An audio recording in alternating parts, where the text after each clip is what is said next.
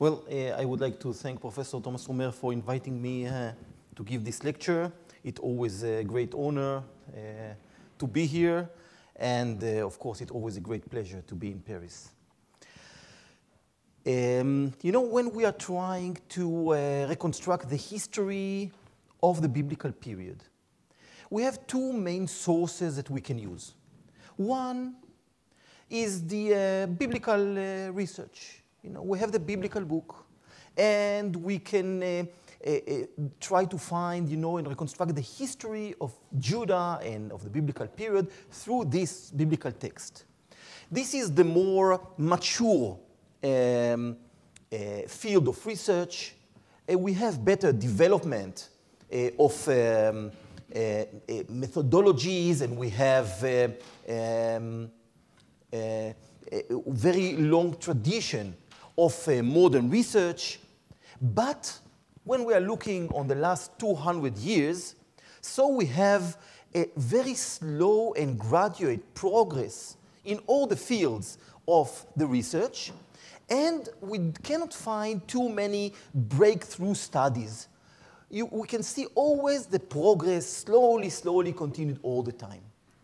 However, when we are moving to the other field of research, which is archaeological research, we can see that this is the more little brother or the bad boy of the research, because when we are going to this research, we can see that it's a very young field of research. The methodologies are still developing.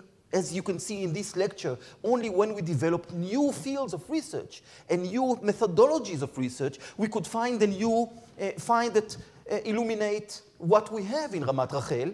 And the thing is that every time that we are going to excavate a site, we never know what will come out.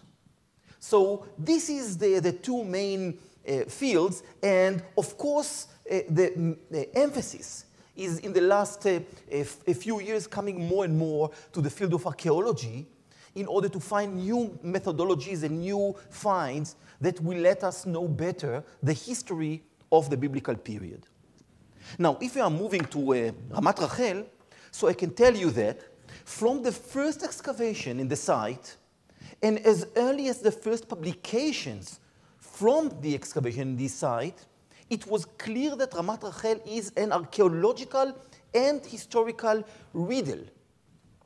From the onset of the excavation in 1954, it was clear that the site served as the erection to the royal edifice. Its name, its identity, and its builder, the people who built it, were never mentioned in any historical text.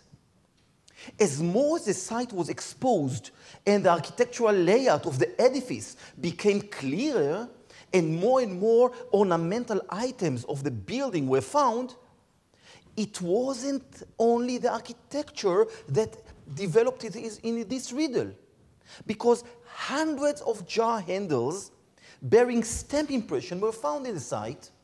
It was clear that some of the stamp jar handles should be dated to the Iron Age, and while others should be dated to the Persian period.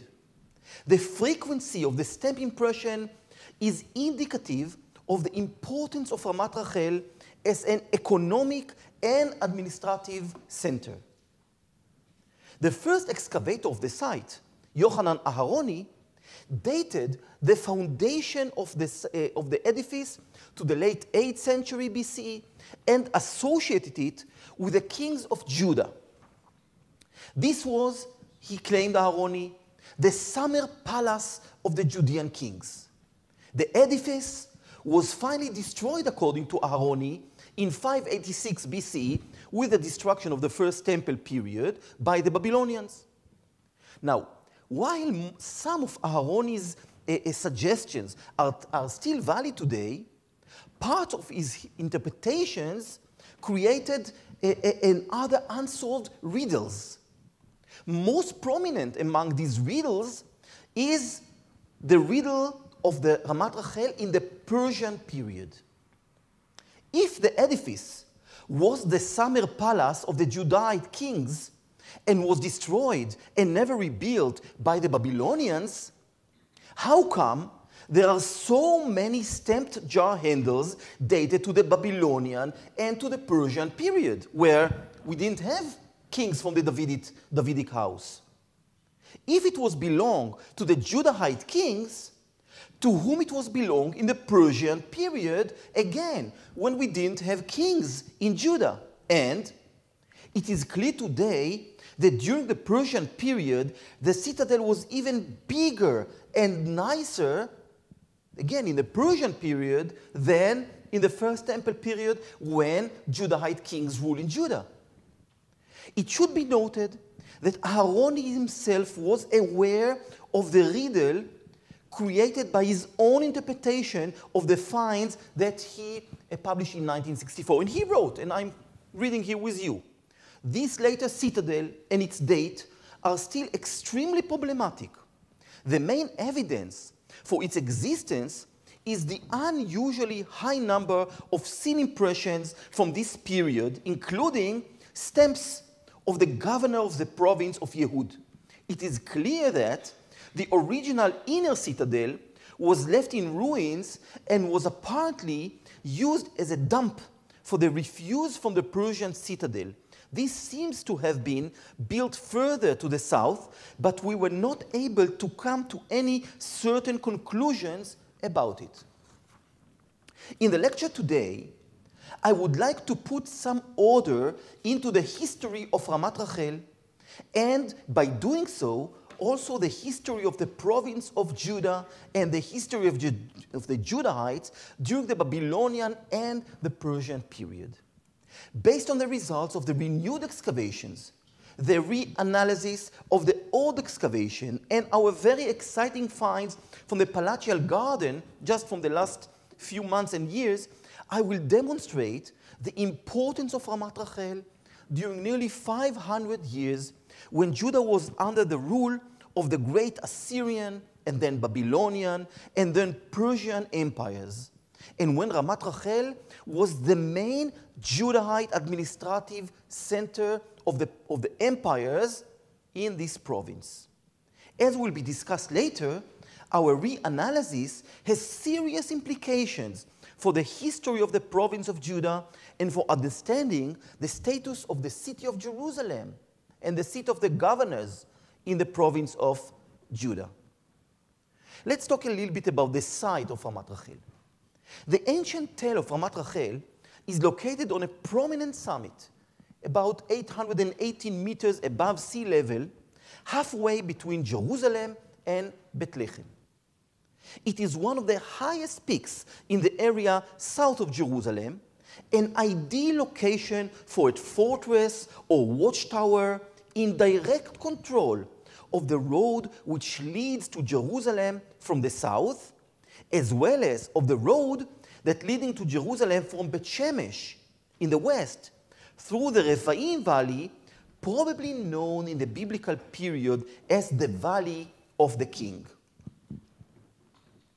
This location offers a superb view to the north, and I'm talking about Old Jerusalem, until Mount Zion and modern-day Western Jerusalem, to the west, we're talking about the Rephaim Valley, and to the south, and we're talking about Mount Gilo, Bethlehem, and the northern Judean hills.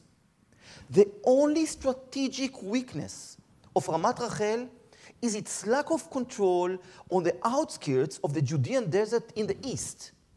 This is probably the reason for the existence of a fort exactly 1 kilometer to the east from Ramat Rahel, in the modern-day Arabic village of Tzurbacher, with a clear eye contact between the two citadels. And this is how it was excavated just before a new school was built in this village above this citadel. And it's really a beautiful, beautiful citadel, just controlling the east and with eye contact from Ramat Rahel. So it's like, the back eastern side of Ramat Rahel.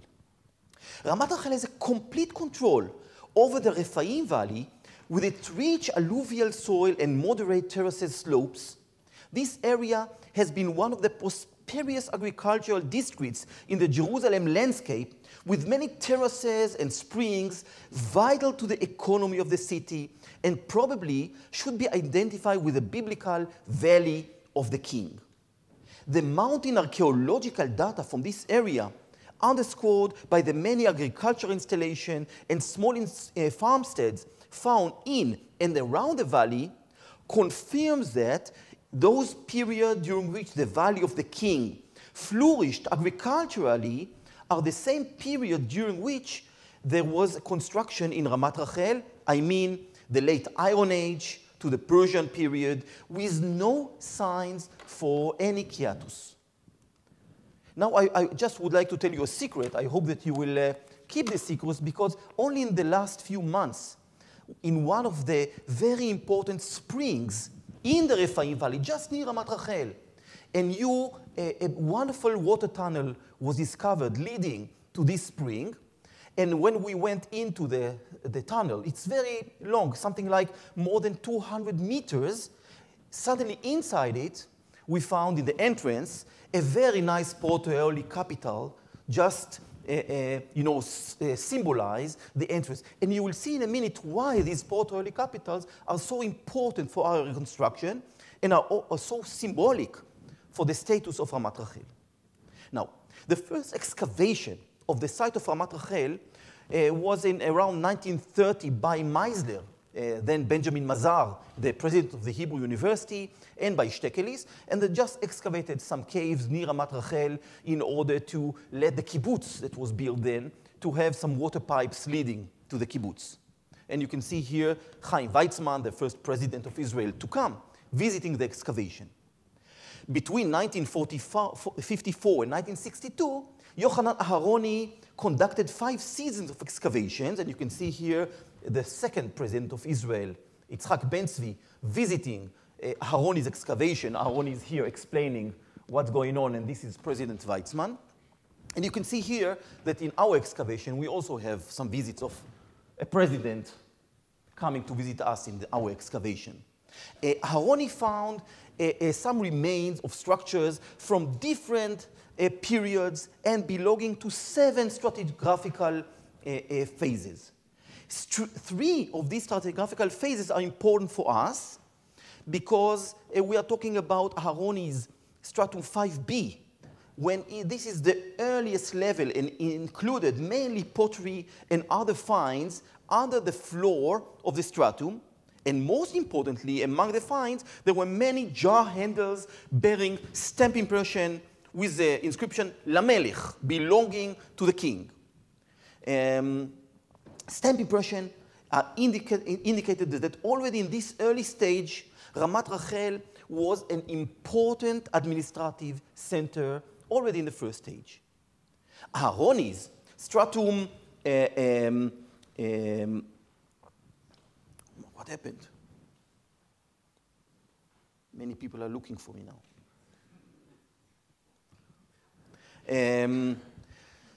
Aharoni's stratum 5a is the main architectural phase.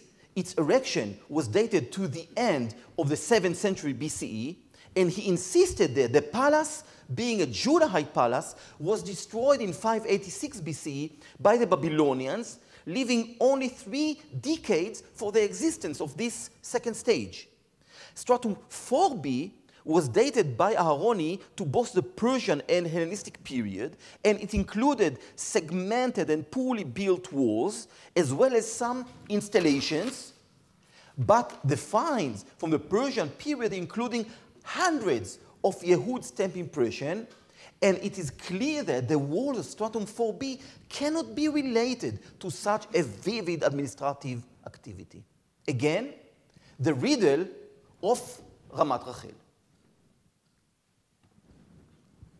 In 2004, Tel-Aviv University, supported by the Shelby White Leon Levy Program for Archaeological Publication, undertook the preparation for a final comprehensive publication of Aharoni's excavation, traced the whereabouts of most of the documents, and retrieved most of the finds from Aharoni's excavation, and until 2011, scanned computerized, and fully cataloged all that data and have finished the process of amalgamating Aharoni's material with an enhanced stratigraphic and architectural analysis of the excavation. And you can see here how we found all kinds of small field plans, and we put everything in the computer, and then we could create a modern plan, and then we could put it on the map, and then we can start to do all kinds of GIS programming, and we could combine it with our excavation.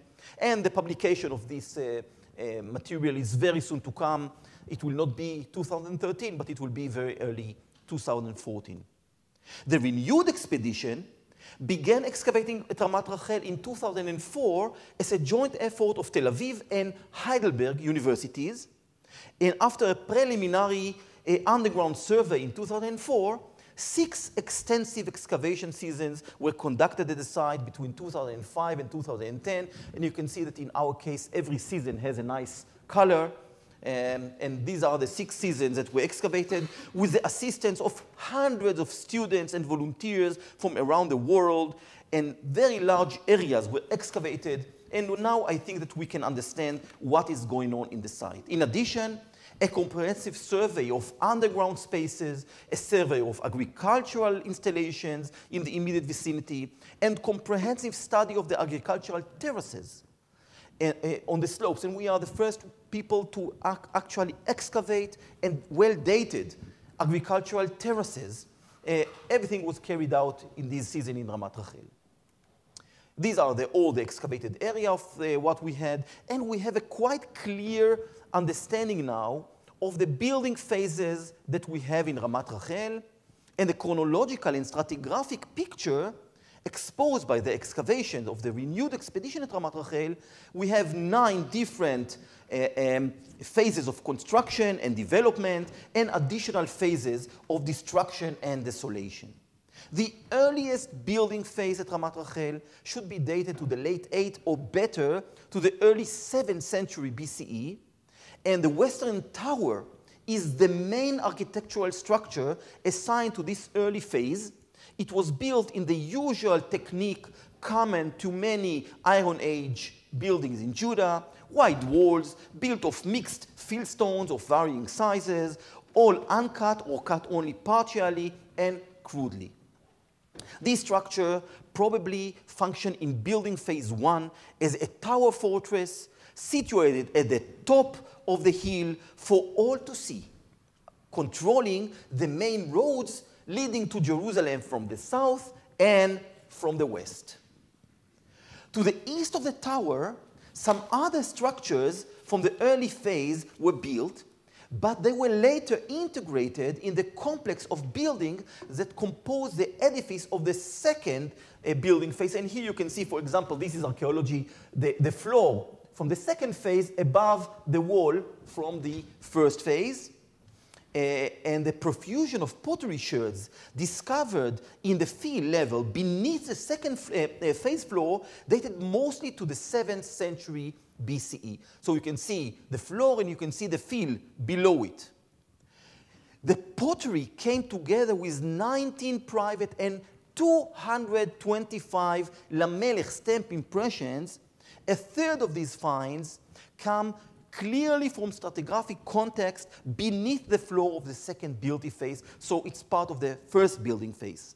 The stamp impression, including representation of all the known varieties, and therefore represent the entire chronological span of the administrative system, of which these stamp impressions were part, at least until the middle or even until the last third of the 7th century BCE. Beside it, we have some nice finds. You know, this is all, we have nice finds like this ivory seal with a nice name, Hebrew name, Shalom, the son of Kalkal. And of course, we have many different other finds that we have from this excavation. The architectural features that are unique to Ramat Rahel indicated that already in this early phase, the site served as an administrative and governmental center.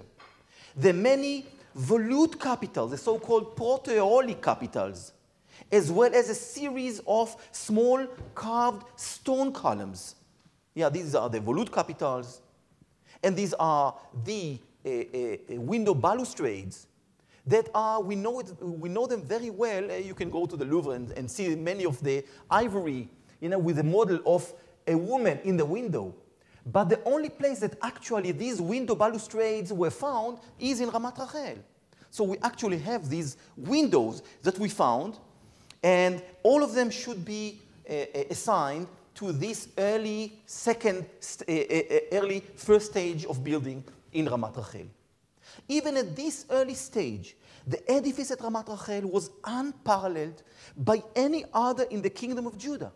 It included a fortress tower in the west and several ashlar stone buildings with ornamental volute capitals, small stone columns that decorated a window or windows, and other stone ornaments.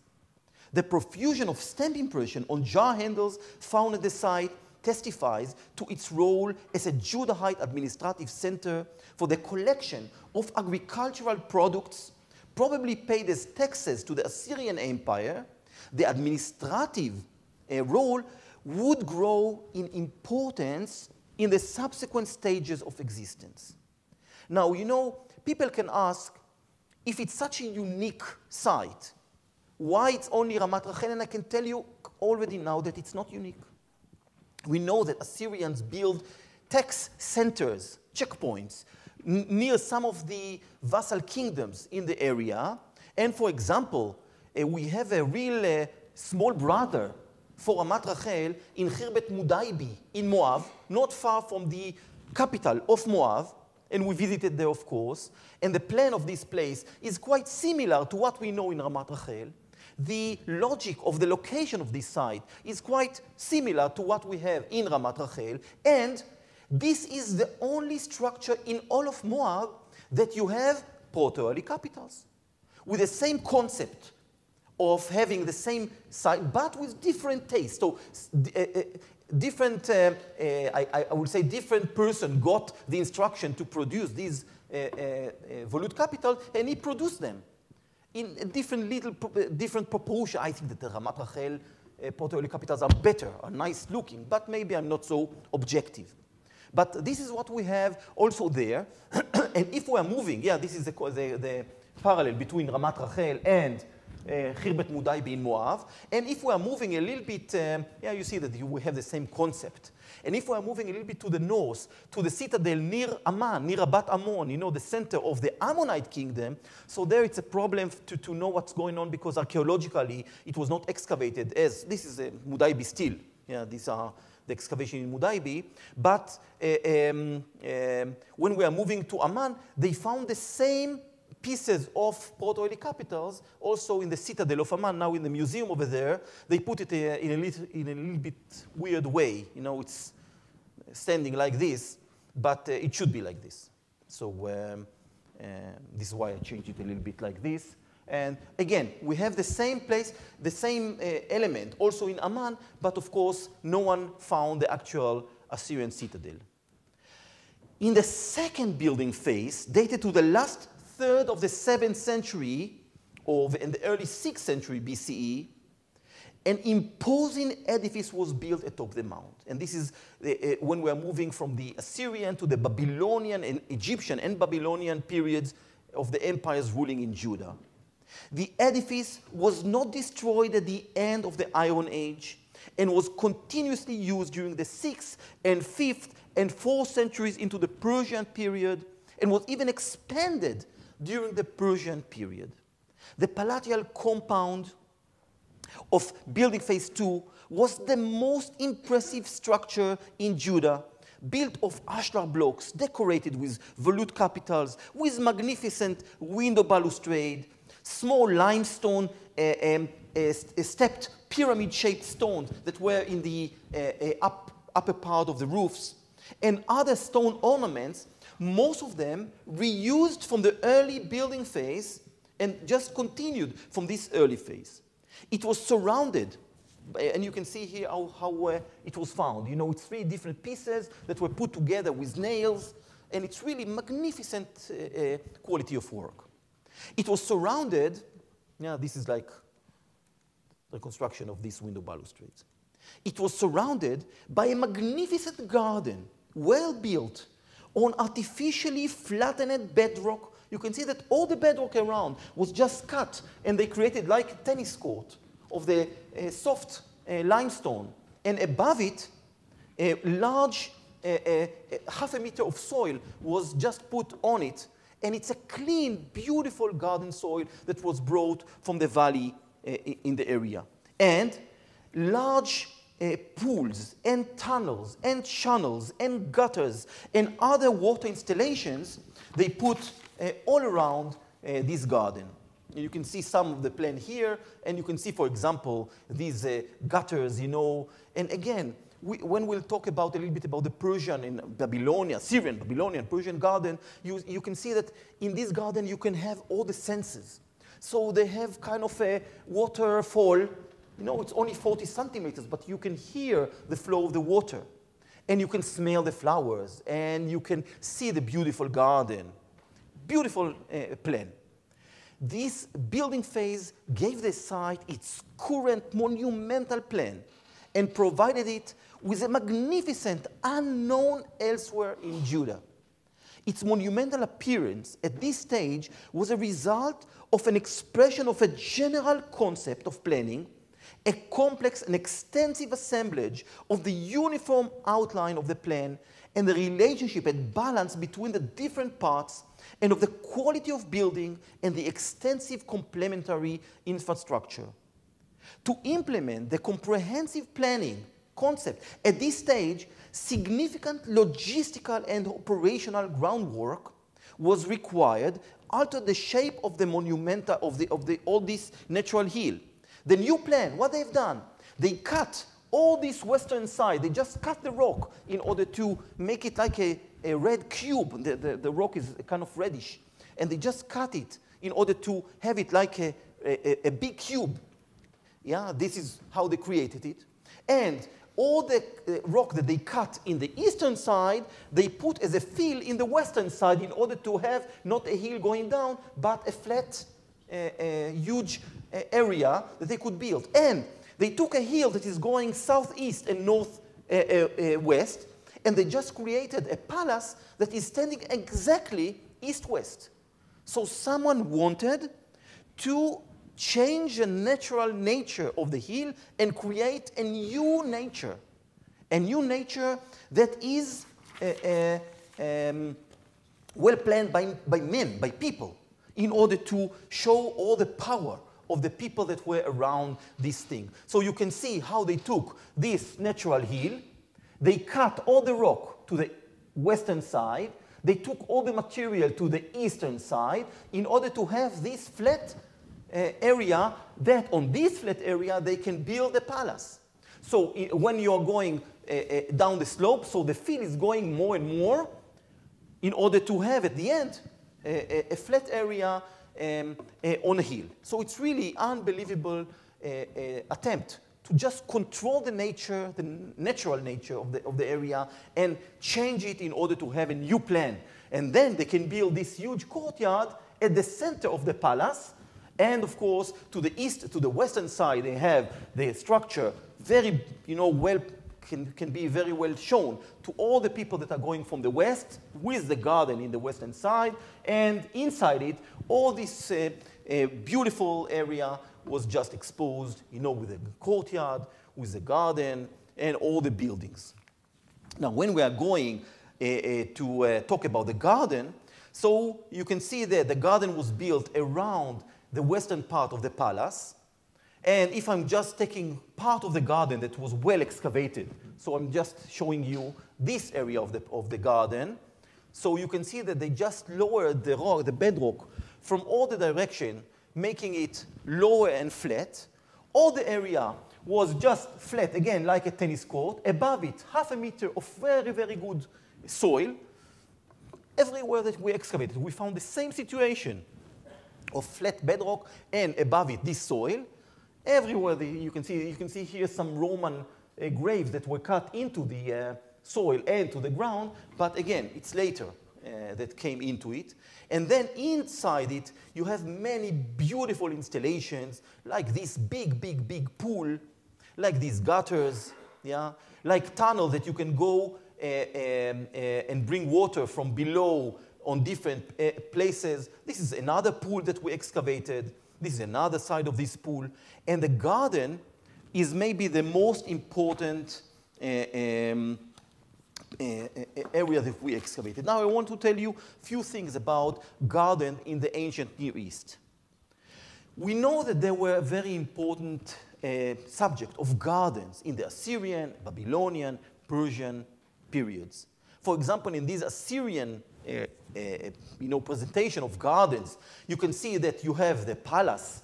Again, pay attention to the stepped pyramids, and in a minute you can see this is the stepped pyramids, and you can see the use of proto-Aeolic capitals in this representation of the garden. You can see that in this representation you have the same elements as we have in Ramat Rahel and in Mudaibi. And you can see that in these gardens, you always have kind of a structure, and you have the garden around it that was well built. And again, the garden should demonstrate how people are controlling the nature. In some gardens, of course, not in the size of Ramat Rahel, they used to bring animals from all over the world and have even, ceremonial hunting to present the control of nature. In the gardens, we have many different trees and bushes from all over the world, again, to see who is controlling the nature. And of course, there were many ceremonies in the gardens, and again, it was really an important element in the Assyrian, Babylonian, and the Persian gardens. So these are what we know from there, and it's very, I'm just very quickly, but what I want to tell you is that we ask ourselves for many years in the garden in Ramat Rahel, what plants were in this garden? Because if there were only vines and figs and the usual things, so okay, it's nice a garden. But if we can find a different plants, maybe plants that brought from afar, maybe plants that brought from the areas of the empire, so it will give us a clue to the real importance and magnificence of this garden. Now, in a research that we conducted at Ramat Rahel just recently regarding the plants and the function of the garden, we found two plaster spread on pool number 2 in the garden, and we had a wild hypothesis. We asked ourselves, maybe one of these plasters were put in the spring. And maybe, as we know, it was a nice afternoon and there was nice wind coming from the west. And maybe all the flowers in the garden were blooming. And maybe this, powder, the pollen inside the flowers, went with the wind and was stuck in the wet plaster that they just put. And then the plaster was dry, and it trapped the pollen, and then we can take these plaster layers. Of course, we can date it by different systems, and then we can take the pollen out and see what plants were in the garden. So it was a wild hypothesis, but we didn't have other choices because we tried all the other options. So we took it from pool number 2, and we took the plaster from the Persian period because this plaster was blocked very soon after with material from the Hellenistic period that blocked everything. It was well attested by OSL luminescence checks and by carbon-14. So you see that in the 3rd century, in the Hellenistic period, they built some kiln and they use it in order to create some material of the for building, we call it slaked lime, and they put everything inside the pool. So you can see here all the material inside the pool. So it was blocked. So we thought that maybe this is the right place to check what pollen we have in the garden. So it was the idea. So we came and checked it, and the idea was that pollen, I'm talking about this powder that some of us are suffering from during the springs. And we know that this pollen is the strongest material that we have in nature because the seal of it because it's really material that can stay for hundreds of thousands of years. You know, usually we know it from some flowers need the bees, some flowers need the wind, and this is the different pollen, and this is our expert Daphna Langut, who can recognize what different plants produce these different pollen that we had. So we have it, and we had some checks in other layers. In other layers, we could find all the natural, local, Mediterranean plants. But in the second layer that we checked, from the Persian period, we started to find very, very surprising finds. We found grapevines, which is, okay, you know, just expected that these grapevines will be in the garden. And we found figs, which is surprising because figs is a different system of fertilizing. They needed a specific bee to have it. But okay, it was again not. But we started to find trees that are not natural in the hill country of Judah, just near the desert, like poplar, which is existed in Israel, but usually near rivers when you have a lot of water. And of course, cedar of Lebanon, which is really weird to find in the Judean highlands. And willows, again, that we have it in Israel, but not on the edge of the desert. And birch, which is not natural in Israel. Usually it comes from eastern Anatolia, northern Iraq of modern days. We found myrtle, which is nice and important. We found water lilies that were in the water on the pools, which is nice again. But then we found two more trees that were not only in Ramat Rahel, but were flowering. And we found a lot of pollen in the plaster from these two trees. One is the Persian walnut, and I'll talk about it in a minute. And the other one, which is the most surprising thing, is the citron. Now, you should know that citron, which is a Persian name, the Persian name is turung, and the Aramaic or Hebrew is etrog, is a tree that is coming from India, and this is one of the natural fruits that afterwards from this they develop the orange and the lemon and all these things that you can find in the supermarket. And we have the earliest botanical evidence of this tree in the southern Levant. First time ever a citron tree came to the Levant is the tree that we have in Ramat Rahel. And again, this is a tree that came through the Persian Empire. It's not a local one. And not, at least, the list is also the Persian walnut. And again, with its Persian name, Egoz, which also became the name that we know in Hebrew. We have it even once in the Bible. Now, the citron is really important because this one, because we know that in the Hellenistic period it became one of the 4 kinds of Sukkot, of the tabernacles. But in the Bible, you don't have an explicit order about the citron, but you have every nice tree, Etz Hadar. And the question is when it became such an important tree for Sukkot, for the tabernacles, and when it became such important in Judaism.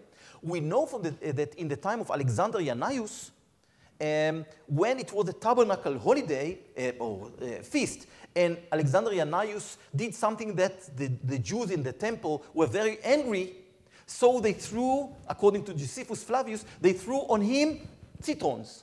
So in the 2nd century, late 2nd century, or early 1st century, it was already well popular and well known in the tabernacle feast. But the first time it came is in the early Persian period, 5th century. And again, the Egoz is one of the trees that we can find in the Song of Solomon, about a garden with a Egoz tree in it.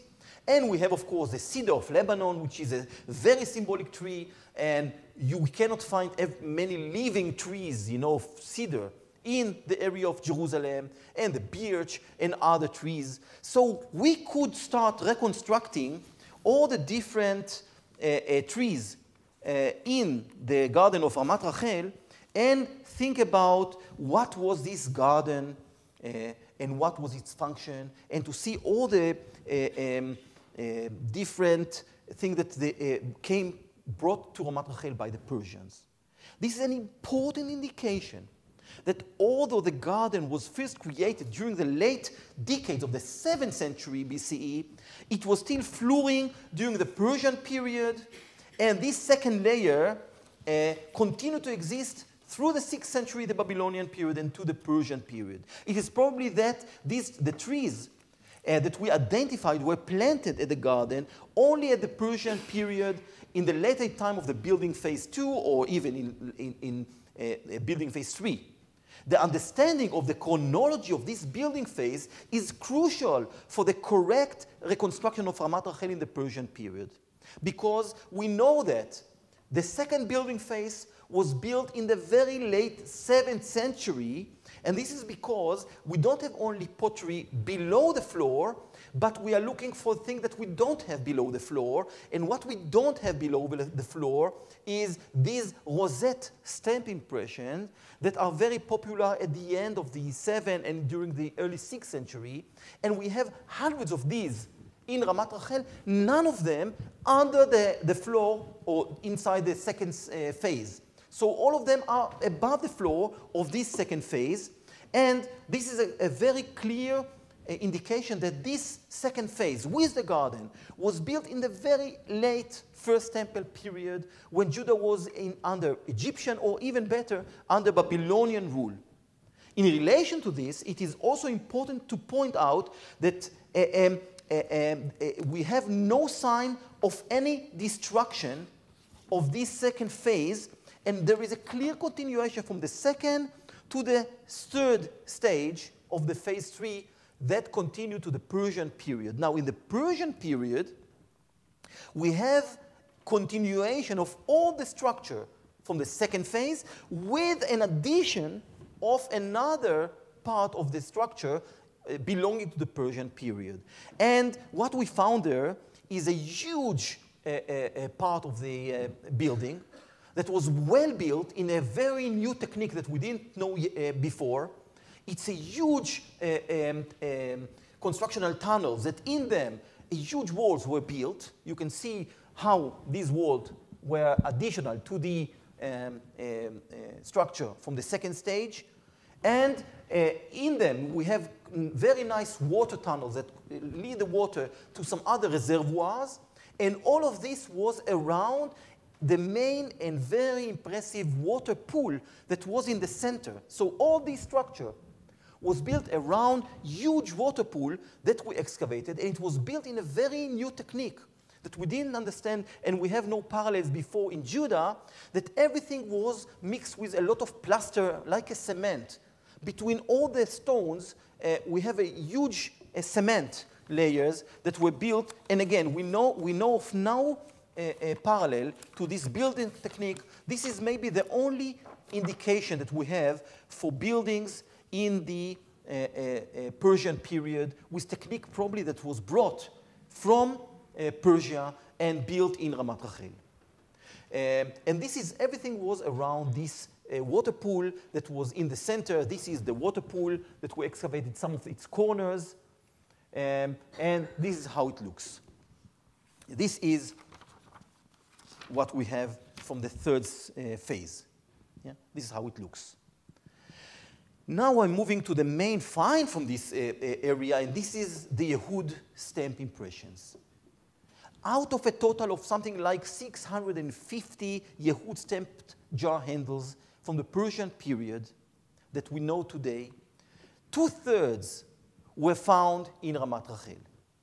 Out of 495, nearly 500 stamp jar handles from the early and middle types that are from the time that the Persian Empire ruled in Judah, nearly all were excavated in Ramat Rahel.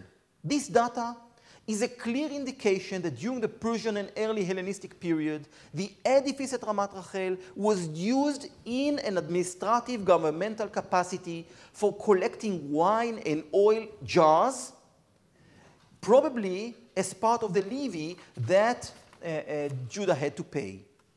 To the Yehud stamp impression, one should add a rare find of 2 pottery assemblages that we have in Ramat Rahel that are the first proof that we have a clear continuation from the first temple to the temple with all the pottery vessels from what we have as the exilic period, the time of the Babylonian rule.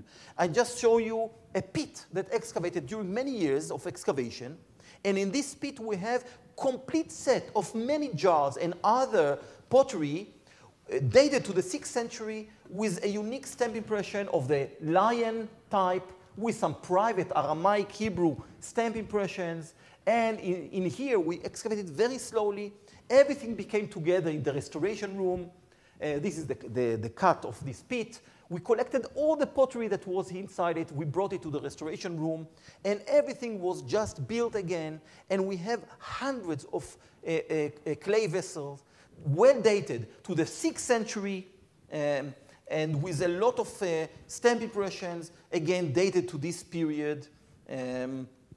And we have a very good analysis that we are writing now about this pottery from many different kinds. Again, this is the first pottery that we have, well dated to the 6th century, continuation from the 1st to the 2nd temple. And on the other side, we have another place that we found a destruction with, again, many, many pottery vessels. And this is from the end of the Persian period and from the early move to the Hellenistic period. And again, we built all these vessels again, and we have the end of the Persian period. So it's very, very important to date the beginning of the Persian period, the end of the Persian period, and to understand what we have in Ramat Rahel in between. So let's conclude what we can find from all these finds and what is the answer that I would like to suggest to the riddle of Ramat Rahel. The new interpretation of the stratigraphy and chronology of Ramat Rahel offers a clear and coherent answer to the riddle of Ramat Rahel in the Persian period. The edifice of building phase 2 was not destroyed by the Babylonians in the early 6th century BCE. The architecture was never razed, and the administrative and other activities continued during the 6th century BCE as before. So some people were exiled, some people stayed. The administration in Judah continued also in the exilic period. The assemblage of 6th century BCE pottery together with 6th century BCE lion and private stamp impressions representing the continued function of the site during this exilic period. The addition of the northwestern wing during the Persian period and the hundreds of stamped jar handles discovered at the site are clear indication that Ramat Rahel reached the zenith of its activity during the 5th and 4th centuries BCE under the rule of the Persian Empire. It seems that the hallmark of royal architecture and grandeur was the unique garden. This well-watered imperial garden, with its flora originated in the Persian homeland, and its surrounding areas must have left a lasting impression on the viewers in this relatively arid environment. Its important trees from far-off lands, aromatic plants, and impressive fruit trees, together with the aesthetic architectural features, symbolized the power and affluence of the local rulers who represented the Persian Empire. The grandeur of this site might indicate that during this period it was not just an administrative center, but the residence and palace of the governor of the province. Ramat Rahel is a unique site in Judah. We know of no other site in Judah, not even the capital city of Jerusalem, with a similar royal architecture. Apparently, Ramat Rahel is also unparalleled to any other known Persian period center across the land. If anything can be compared to Ramat Rahel, it is the Persian period center of Samaria, from which not much is known, but with a very similar garden that probably by the British, if we are trying to understand the British excavation, they found similar garden inside the city. The location of the garden inside the city was probably due to the fact in Samaria that unlike Jerusalem, Samaria continued to exist without interruption from the 7th to the 4th centuries BCE, as a political and administrative center of the province of Samaria, and its 8th century fortifications continue to exist until the end of the Persian period, and probably even during the Hellenistic and early Roman period. It seems that with this combination of magnificent edifice in Ramat Rahel and luxurious garden, there is no reason anymore to doubt that during the Persian period, Ramat Rahel served as the place of the imperial governor in the province. We may carefully suggest that the site was built under Assyrian rule as an administrative center, and maybe also the place of the Assyrian Kepua, the one who should give an eye, watch an eye that the king is behaving as he should be paying the taxes and cooperate in all the Assyrian demands. Under the Babylonian rule, the duality between the palace, between the place of the local governor in Mitzpah, that after the destruction of Jerusalem, the local governor of Judah moved to Mitzpah, north of Jerusalem, and the administrative center, and maybe the place of the Babylonian Kepu, continued. So again, we have the local center of the Judahites and the place of the empire in Ramat Rahel just near it. Only in the Persian period, the site of Ramat Rahel became both the place of the governor and the main administrative center for collecting taxes when Mitzpah was deserted and Jerusalem renewed its status as the only cultic place, the place of the temple and the seat of the priests. So Jerusalem became the holy cultic place, and Ramat Rahel unified the governor and the tax center of the province. In this light, many different historical reconstructions can be done on the struggle between priests and the governors in the Persian period, and a new understanding of the description in Ezra and Nehemiah, as well as some of the Elephantine letters, can be obtained. So if we are trying to reconstruct the history of the Persian Yehud province, in this light, differentiated between the cultic place, the place of the temple in Jerusalem, and the place of the governor and the taxes, so maybe we can understand some new thoughts.